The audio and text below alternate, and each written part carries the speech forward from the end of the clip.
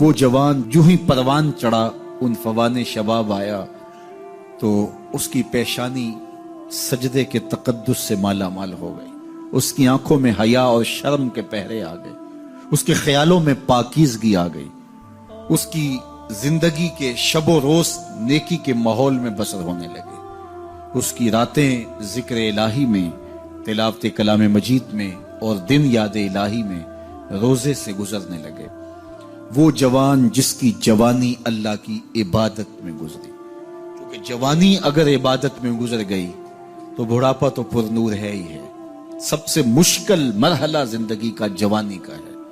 شیطان زیادہ ورغلاتا ہے کسی شخص کو جب وہ جوانی کے مرحلوں سے گزر رہا ہوتا ہے۔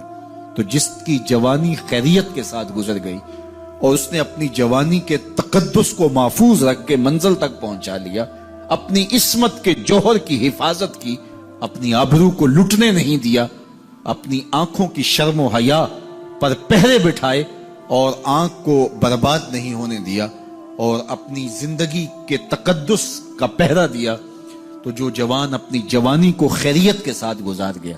کسی نے کہا تھا نا، کتاب زیست کا ایک اور باب ختم ہوا، شباب ختم ہوا، ایک عذاب ختم ہوا۔ تو جوانی جس کی منزل تک پہنچ گئی خیریت کے ساتھ، عافیت کے سائے میں۔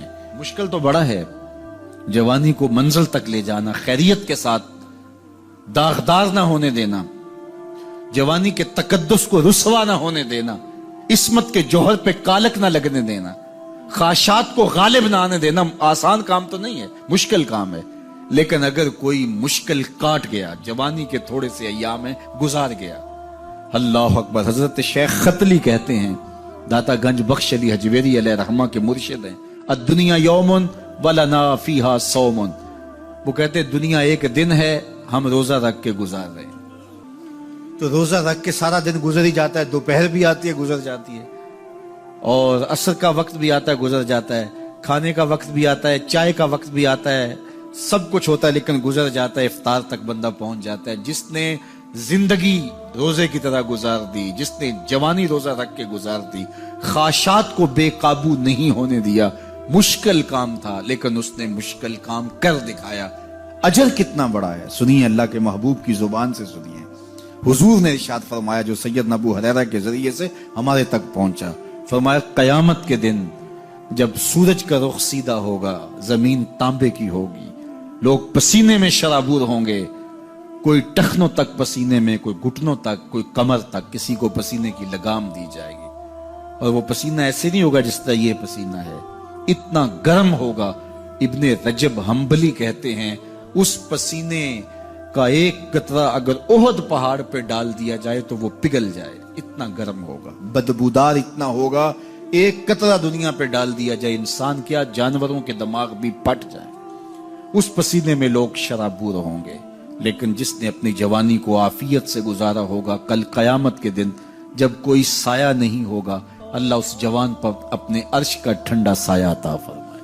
وہ شخص جس کو کسی عورت نے دعوت گناہ دی اور وہ صاحب منصب تھی، صاحب جمال تھی، اور اس نے یہ کہہ کہ یہ خواہش، یہ آرزو مسترد کر دی، انی خاف اللہ۔ اسی طرح کوئی عورت ہے تو اس نے اپنے تقدس کی حفاظت کی، اپنی آبرو پہ پہرا دیا اور کسی پیشکش کو ٹھکرا دیا، تو فرمایا قیامت کے دن جب کوئی سایہ نہیں ہوگا، اللہ اسے بھی اپنے عرش کا ٹھنڈا سایہ دے گا۔ کیسا سخت دن ہوگا، اور وہ کس اعزاز میں ہوگا، کس تکریم میں ہوگا۔ یہ تو 4 دن 10-20 سال ہیں، اور وہ 50,000 سال کا ایک دن۔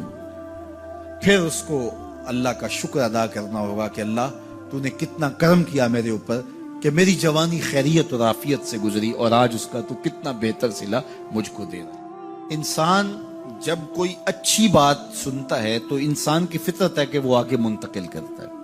آج کل وہ شیئر کر دیتے ہیں نا، جو بات آئے تو آپ اس کو آگے بڑھاتے ہیں، دوستوں میں شیئر کر دیتے ہیں۔ تو یہ انسان کی فطرت سے افواہیں بھی اس لیے پھیلتی ہیں کہ جو بھی بات آپ سنتے ہیں فوری آپ کی کوشش ہوتی ہے کہ یہ سب سے پہلے دوستوں کو میں ہی بتاؤں۔ تو یہ انسانی فطرت ہے۔ تو جب افواہ اور ایسی چیز، کوئی غم کی خبر بھی ہو، کسی کی وفات کی خبر بھی ہو، تو اس وقت بھی انسان کی فطرت، سست سے سست آدمی بھی پھر جلدی جلدی فون کرتا ہے، آگے بڑھاتا ہے کہ فلاں سے ایک فوت ہو گیا۔ تو چونکہ یہ فطرت ہے، بات کو آگے بڑھانے کا شوق ہے انسان کے اندر رکھا ہے، اس سے چیزیں پھیلتی ہیں، اور پھر جو خیر کی خبر ہوگی یا خیر کی بات ہوگی تو اس کو تو آگے پھیلانے کا پھر ہمارا دین بھی ہمیں ترغیب دیتا ہے، جذبہ دلاتا ہے۔ تو حضرت ابو ہریرہ اس جذبے کے تحت جو سنتے تھے پھر آگے منتقل کرتے۔ اب حضور کی بارگاہ سے اٹھ کے جاتے تو سب سے پہلے گھر جاتے اور سب سے پہلے اپنی ماں کو سناتے، اور ماں تھی کافرہ، وہ سننے کی بجائے، خوش ہونے کی بجائے سن کے وہ الٹا ناراض ہوتی اور کوئی نہ کوئی ایسی بات کر دیتی۔ سید ابو ہریرہ سے گوارا نہ ہوتا، ایک دن انہوں نے کوئی ایسی بات کر دی کہ حضرت سیدنا ابو ہریرہ رضی اللہ تعالیٰ عنہ نے فیصلہ کر لیا کہ آج ماں کو چھوڑ دینا ہے، کیونکہ میں یہ گوارا نہیں کرتا کہ میرے آقا کے بارے میں کوئی ایسا جملہ کوئی بولے۔ اور تھی گھر میں ماں ہی، بھائی بھی کوئی نہیں تھا، بہن بھی کوئی نہیں تھی، باپ بھی فوت ہو گئے تھے، شادی بھی نہیں ہوئی تھی، تو ماں ہی ماں گھر میں، اور ماں اور بیٹا اکٹھے رہتے ہو تو پھر محبت بھی مثالی ہوتی ہے۔ تو اب ماں ہی ایک رشتہ ہے مادی دنیا کے اوپر، تو حضرت ابو ہریرہ رضی اللہ تعالیٰ عنہ نے فیصلہ کر لیا کہ چھوڑ دینا ہے۔ چھوڑ کے گھر سے نکلے، لیکن دل ڈوب رہا ہے کہ ایک ہی تو رشتہ تھا وہ بھی گیا۔ افسردہ ہے، حضور کی خدمت میں پہنچے، دل و قلب و نگاہ کے مرشد اولین نے ابو ہریرہ کی اداسی دیکھی تو فرمایا ابو ہریرہ کیا بات ہے؟ تو حضرت ابو ہریرہ جس طرح بندہ پھٹ نہیں پڑتا، تو عرض کی حضور میری ماں کی ہدایت کی دعا کر دیجئے۔ ساری کہانی 2 لفظوں میں بیان کر دی، میری ماں کی ہدایت کی دعا کر دیجئے۔ حضور نے نہیں پوچھا کیا ہوا، کیا ماجرا ہوا، فوراً ہاتھ اٹھ گئے، اور لفظ کیا تھے؟ اللہم اہد ام ابی ہریرہ تھا، اے اللہ ابو ہریرہ کی ماں کو ہدایت دے دے۔ ادھر انہوں نے بے چینی سے یہ بات کہی، ادھر حضور کے ہاتھ اٹھے، پھر ان اٹھے ہوئے ہاتھوں کو خالی تو موڑا ہی نہیں جاتا، اجابت کا صحرا عنایت کا جوڑا، دلہن بن کے نکلی دعائے محمد صلی اللہ علیہ وسلم۔ تو حضور علیہ السلام نے ہاتھ اٹھا دی، حضرت ابو ہریرہ نے دوڑ لگا دی۔ کسی نے پوچھا ابو ہریرہ آج بڑی جلدی ہے؟ کہا آج ہی تو دیکھنا چاہتا ہوں، گھر پہلے میں پہنچتا ہوں یا حضور کی دعا پہلے پہنچتا ہوں؟ جا کے دروازے کو دستک دی، اندر پانی کے کھنکنے کی آواز آ رہی تھی جس طرح کوئی غسل کر رہا ہو۔ آواز دی تو آواز آئی، بیٹا ابو ہریرہ ٹھہرو، میں بھی آئی۔ کہا لہجے سے سمجھ گیا اس میں محمد عربی کی دعا بول رہی ہے۔ تھوڑی دیر کے بعد میری ماں آئی، تازہ آثار وضو سے، اور غسل کی وجہ سے ان کے جو ہے وہ بالوں سے قطرے ٹپک رہے تھے، اور لبوں پر میرے حضور کا کلمہ جاری تھا۔ اللہ اکبر، سیدنا ابو ہریرہ تیرے مقدر پہ قربان۔ ایک سفر میں حضور علیہ السلام اور اصحاب گامزن تھے کہ راستے میں قیام کیا، تو ایک قبیلے کی صلح کروانے کے لیے حضور علیہ السلام تشریف لے گئے۔ وہاں کچھ تاخیر ہو گئی تو صحابہ نے حضرت ابوبکر صدیق کو کہا کہ حضور رک گئے ہیں تو نماز کا وقت جا رہا ہے، آپ نماز پڑھا دیجیے۔ حضرت ابوبکر صدیق رضی اللہ تعالیٰ عنہ مصلی پہ کھڑے ہو گئے۔ اب نماز شروع ہوگی، ادھر سے حضور بھی فارغ ہو گئے، تو آقا کریم تشریف لائے۔ تو آقا کریم علیہ السلام جو ہی تشریف لائے تو صحابہ کی صفیں بندی ہوئی تھی، حضور کو دیکھا انہوں نے راستہ چھوڑ دیا، پیچھے سے لے کر کے مصلی تک صحابہ نے حالت نماز کے اندر حضور کے لیے راہ کشادہ کر۔ کاش کہ یہ حدیث سب لوگوں نے پڑھی ہوتی اور امت میں اتنے فرقے نہ بنتے، اور یہ سوچ کبھی نہ پنپتی کہ نبی کے خیال سے نماز ٹوٹتی ہے۔ یہاں تو راستے چھوڑے جا رہے ہیں، یہاں تو پروٹوکول دیا جا رہا ہے۔ اللہ اکبر، اور یہ حدیث کہیں چھپی نہیں ہے، بخاری کے اندر چھپی ہوئی۔ اللہ اکبر، آقا کریم علیہ السلام تشریف لائے تو صحابہ نے راستہ چھوڑنا شروع کر دیا، نماز بھی چل رہی ہے اور حضور کا راستہ بھی چھوڑ رہے ہیں۔ بالکل حضرت ابوبکر صدیق کے پیچھے آ کے حضور کھڑے ہو گئے۔ وابو بکر لا یلتفت یمینا ولا یسارا، جب آپ نماز پڑھتے تھے تو نہ دائیں دیکھتے نہ بائیں دیکھتے، پوری توجہ انہماک ہوتا، وہ اپنی کیفیات کے جہان میں ڈوبے تھے، اور حضور آ کے پیچھے کھڑے ہو گئے۔ صحابہ نے اپنے ہاتھوں کی پشت پہ ہاتھ مارنے شروع کر دیے۔ مقعن و تصدیہ، قرآن نے تالی لگانا، سیٹی مارنا، یہ شیطانی اعمال ہیں، لیکن ہاتھ کی پشت پہ ہاتھ مار کے متنبع کرنا یہ مختلف مواقع کے اوپر یہ جائز ہے۔ تو اب جب حضور آ کے پیچھے کھڑے ہو گئے اور صحابہ سمجھے کہ حضرت ابوبکر صدیق ایک استغراق کے عالم میں ہیں، ایک کیفیت کے جہاں میں ڈوبے ہیں، تو انہوں نے اپنے ہاتھوں کی پشتوں پہ ہاتھ مارنے شروع کر. تو حضرت صدیق اکبر سمجھ گئے کوئی غیر معمولی واقعہ ہو گیا. دیکھا پیچھے حضور کھڑے تھے. اللہ اکبر. تو حضرت صدیق اکبر مصلی سے سرک کے پیچھے آنے لگے. تو آقا کریم نے اشارہ کیا رکو نماز پڑھاؤ. سیدنا صدیق اکبر اس کے باوجود پیچھے آ گئے. کبھی ہوتا ہے حکم اور کبھی ادب آگے ہوتا ہے. اللہ اکبر. حضرت سیدنا علی المرتضیٰ رضی اللہ تعالی عنہ کو کہا نا حضور نے صلح حدیبیہ کے موقع پہ صلح نامہ لکھوایا جا چکا تو لکھا یہ محمد رسول اللہ اور قریش کی جانب سے ہے. تو عروہ نے کہا اگر محمد رسول اللہ مان لیں ہم تو پھر لڑائی کس چیز کی ہے. تو اس لیے محمد رسول اللہ نہیں محمد بن عبداللہ لکھا جائے. تو وہ اس بات پہ بضد ہو گئے اور اگر ایسا نہیں ہوتا تو معاہدہ ٹوٹ رہا تھا. تو حضور نے حضرت علی المرتضیٰ سے کہا کہ چلو رسول اللہ کا لفظ مٹا دو. عرض کی میں تو نہیں مٹاؤں گا یہ نام میں تو نہیں مٹا سکتا. پھر حضور نے خود مٹایا. اب یہاں حضور نے کہا ابو بکر رکو لیکن حضرت ابو بکر نہیں رکے پیچھے آ گئے. اور پھر حضور خیر مصلی پہ گئے. نماز ہوئی سلام پھرا. تو حضرت ابو بکر صدیق رضی اللہ تعالیٰ عنہ کو حضور نے کہا ابو بکر جب میں نے کہا تھا تم رکے رہو تو تم کیوں پیچھے آئے. تو سنو حضرت ابو بکر نے کیا جواب دیا رضی اللہ تعالیٰ عنہ. کروڑوں سلام لاکھوں عقیدتوں اور نیاز مندیوں کے خراج ان کی چوکھٹ پہ عرض کرنے لگے ما کانا لابن ابی قحافہ ان یؤم رسول اللہ صلی اللہ علیہ وسلم. حضور ابو قحافہ کے بیٹے کی جرت کب ہوئی کہ رسول اللہ کے آگے کھڑا ہو کے نماز پڑھائے. یہ ابو قحافہ کے بیٹے کی ہمت کب ہوئی کہ رسول اللہ کے سامنے کھڑا ہو کے نماز پڑھائے. تو ادب پہلا کرینہ ہے محبت کے کرینوں میں.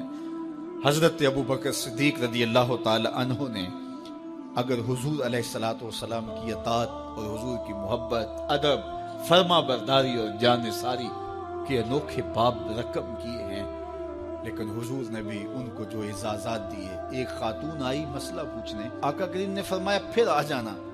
اس نے کہا پھر آؤں اور آپ نہ ملے تو کہا میں نہ ملوں ابو بکر تو ملیں گے نا. اللہ اکبر. تو اپنے بعد اشارہ دے دیا ان کی طرف کہ میرے بعد میرا نائب ابو بکر ہے. اللہ اکبر. عزتوں کی مسند اور عزتوں کی معراج اور عزتوں کے مقام پہ سیدنا صدیق اکبر رضی اللہ تعالی عنہ کو بٹھایا. میرے والد گرامی رحمت اللہ تعالی علیہ نے پوری زندگی میں کوئی ایک تقریر بھی ایسی نہیں کی جس میں یہ اشعار نہ پڑے ہوں. جب وہ خطبہ پڑھتے تھے تو خطبہ پڑھنے کے بعد یہ اشعار پڑھا کرتے تھے جس میں اس کی کیفیت ہے کہ جو حضور کے شہر میں جانے کے لیے تڑپتا ہے. ز مہجوری برآمد جان عالم ز مہجوری برآمد جان عالم تراہم یا نبی اللہ تراہم. کہ عرض کی جا رہی حضور آپ کی جدائی میں پورے جہان کی جان نکل رہی. ز مہجوری برآمد جان عالم تراہم یا نبی اللہ تراہم نہ آخر رحمت للعالمین. ز محرومہ چرا فارغ نشین بروں سر از برد یمانی کہ روئے تست صبح زندگانی. حضور اپنا سر انور اس یمنی چادر سے ذرا نکالیے چونکہ آپ کا چہرہ انور زندگی کی صبح ہے زندگی کی بہار ہے. ادیم طائف نعلین پاکن شراک از رشتہ جاں ہائے ماکن. اللہ اکبر.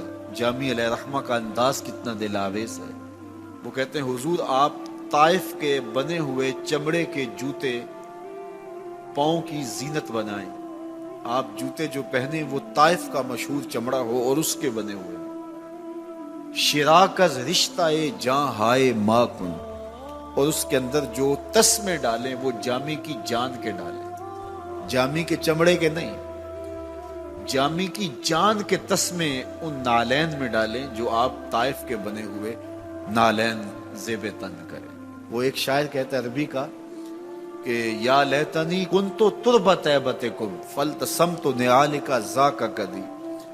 کاش میں مولوی نہ ہوتا. وہ بہت بڑا شیخ الحدیث گزرا ہے تو وہ کہتا ہے میں کاش شیخ الحدیث نہ ہوتا میں مولوی نہ ہوتا مدینے کی گلی کی مٹی ہوتا حضور گزرتے تلووں کو چوم لیتا. چے باشد گر کنی سوئم نگاہے ہمیشہ گر نہ باشد گاہے گاہے نگاہے یا رسول اللہ نگاہے.